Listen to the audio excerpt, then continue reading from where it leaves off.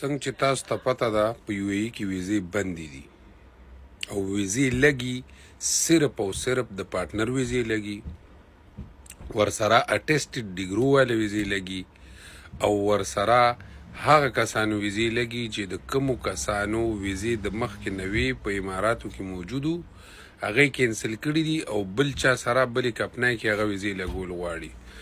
ویزټونو والا که دلته کې کم دي دغه لیبر طبقه، دغه شنه لیبر یا ډریوران یا دغسې نور چې د چا اټیسټډ ډیګری نه دي د دی ویزې بالکل نه لګي. ما له ډېر کسان رالل وایي ما چا له پیسې ورکړې، ما ده له پیسې ورکړې، ما ده له پیسې ورکړې.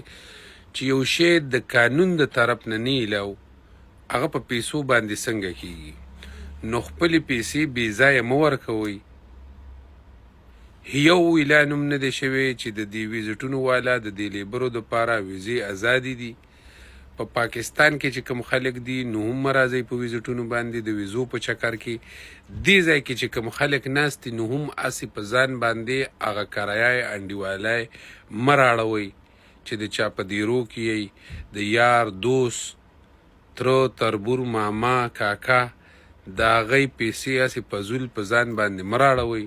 هغه یې هم پریشانه کړي دي. ښه مزېدار ټکټونه والی، زبردست موسم دی په پاکستان کې، کلي ته لاړ شئ.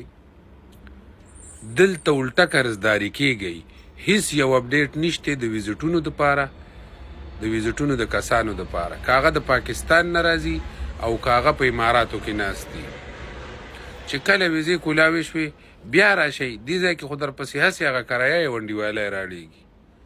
نو ویزې د هغه کسانو دپاره کولاو دي کم کسان چې د مخکې نه دلته کې وو په اماراتو کې او ویزې کینسل کړي دي بلې کمپنۍ ته لګئ، یا د هغه کسانو دپاره لګي کم چې د پارټنرای ویزې ځان ته لګئ په لیسنس باندې، او یا د هغه کسانو ویزې لګي چا سره چې اټیسټډ ډیګری سکیل والا جابونه چې کوم دي، انجینیر، ډاکټر، منیجر، دغه خلکو والا.